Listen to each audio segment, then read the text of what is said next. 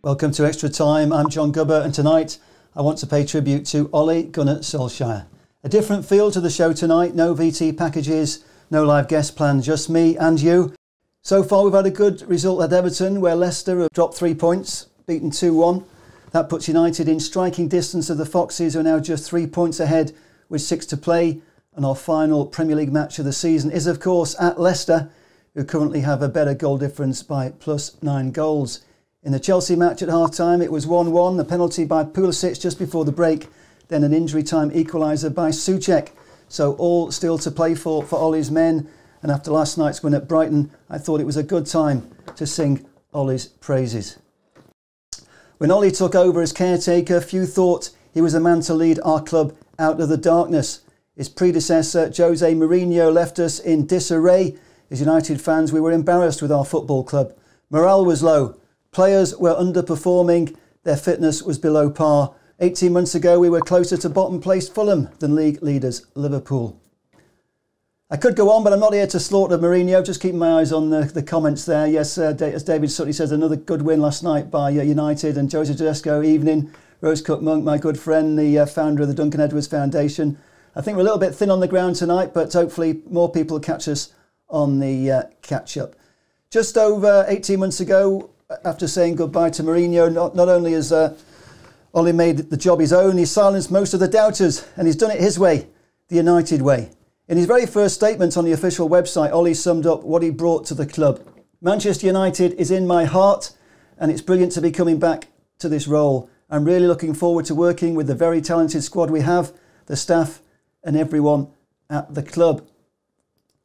That was Ole in the week before Christmas 2018. His first match in charge was a spectacular 5-1 win at his former club, Cardiff City. The first time we'd scored 5 in the Premier League since Fergie's final match at West Brom. Just making sure the sound's coming through because we had a problem last week.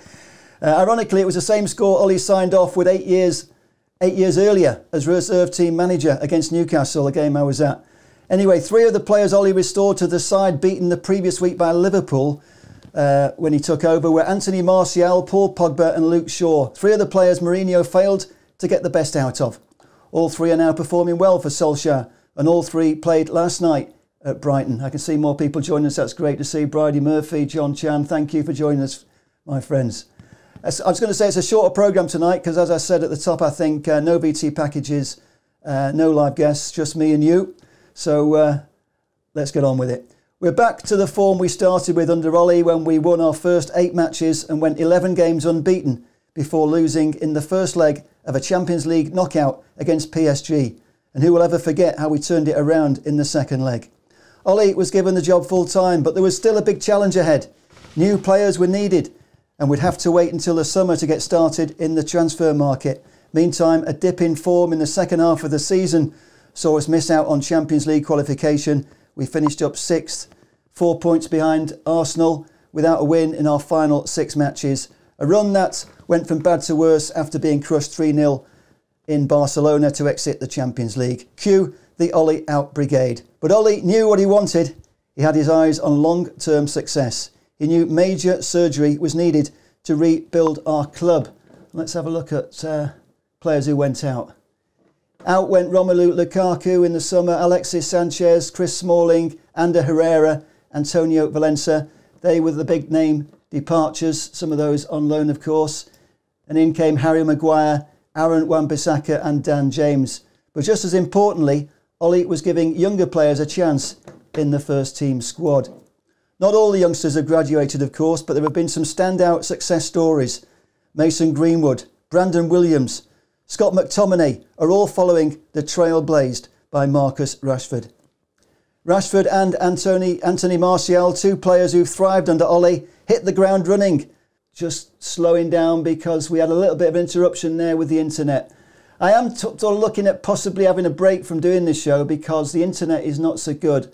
So I'm going to have to look at new ways of doing this show. Perhaps we'll do a recorded version and wait until we get faster broadband at the end of the year. But I noticed there that we lost a few seconds, so I'm just pausing to let people rejoin if anybody's lost us. Everything looked bright when we made a flying start in the 4-0 win over Chelsea. I was there. I remember the celebrations when Dan James rounded off that brilliant demolition of one of our big rivals for the top four. But it was still early days. The team was still evolving. Ollie and his backroom staff had plenty of work to do at Carrington. Inconsistency in the Premier League was giving the critics plenty of ammunition. Some of us, on the other hand, have been right behind Ollie from the start. Here's what I wrote on my blog before that first match at Cardiff. Win, lose or draw in the Welsh capital, I have no doubt that the lovable Norwegian is the perfect catalyst for Manchester United to start a renaissance that will carry us back to the United we love and adore. And here's what I wrote in January before we signed Bruno Fernandes and Odion Ighalo. The reason for my confidence is that Ole understands the DNA and uniqueness of Manchester United Football Club. He's committed to bringing back a Ferguson-style structure that unites the club from the academy upwards. And he has the luxury of having his mentor on speed dial whenever he needs the benefit of his advice and wisdom. Yes, and what I'd like to add now is that the signing of Bruno Fernandes is a real game changer.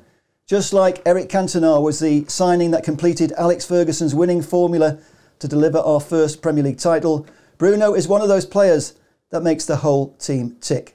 OK, we're not the finished article yet, but we're getting there. And looking at the game last night, we were only playing Brighton, but it was impressive to see how we played, and we had a little bit of our swagger back. And we have got some good players. We're only going to get better, in my opinion. Since making his debut in the 0-0 draw against Wolves on February the 1st, United are unbeaten. So I'm just going to share a few stats. No player in England's top division has been involved in more goals. Bruno has scored 5 with 3 assists in the Premier League, but it's the stats for the whole team that make just as impressive reading. Since Bruno made his debut, no team has won more Premier League points. United are the top goal scorers with 15, and we've conceded the least goals, only 2. Both individual errors by David De Gea, one at Everton, the other at Spurs. I can see more people joining us. Thanks for joining us. I can see Nicholas from Austria. And back to me. Yes. Meantime, Paul Pogba is back, looking strong and motivated. His partnership with Bruno is truly exciting, and Ole clearly believes he can get the best out of Pogba. With Bruno's help, I'm sure he will. We've also started to find strength in depth. Goal scoring is an area where we can still improve, and it'll be interesting to see what happens in the upcoming transfer window. But we've already benefited from Ole's coaching of Martial, Rashford, and arguably the most exciting talent of all, Mason Greenwood. The kid is pure class, and he's still only 18, not 19 until the 1st of October, and he shares the birthday with the great Duncan Edwards, of course. His goal at Brighton last night, absolute quality. It's wonderful to see we're still producing top-class players in our academy. It's been our hallmark ever since Jimmy Murphy coached some of our best ever young players in the 50s. When we won the FA Youth Cup for the first 5 years, it was staged. No news this week about the Jimmy Murphy campaign that I've been pushing every week on this show, but I am expecting the club to respond any day now to the lobbying letter sent by the group of 6. So let's keep our fingers crossed. It's good news. Joseph Tedesco, I'm looking at the comments here. Bruno has brought that swagger and the mischief back in front of our midfielders. We've missed that for many years. And I love Bruno because he brings out all the best out of all the players around him. And I think he's going to bring the best out of Pogba. I know Pogba divides a lot of our fans, but since he's come back, Pogba's looked good. He's looked hungry. And Ollie's always said that he can get the best out of him.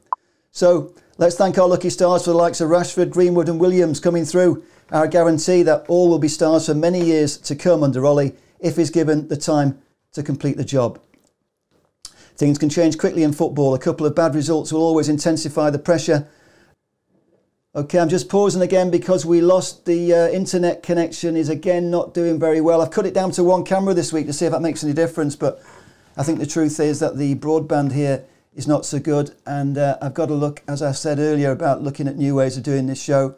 Perhaps I'll go to a recorded version or maybe I'll wait until the end of the year when we've got faster broadband coming. We have got BT broadband, which is supposed to be the fastest available, BT super fast, super fibre, but it's not doing its job. I've been on to BT this week complaining, but it's difficult to get anybody to do anything these days, especially since lockdown. So anyway, I can see a lot of the usual customers. Thank you for joining us, everybody. I think we're all in good spirits after last night's game. I certainly am. I mean, we've won 3 games in 7 days, and results seem to be going quite well. I'm not sure what the latest result on the Chelsea game is, if I can bring that up. I think I've got it on my phone. It was half-time, so...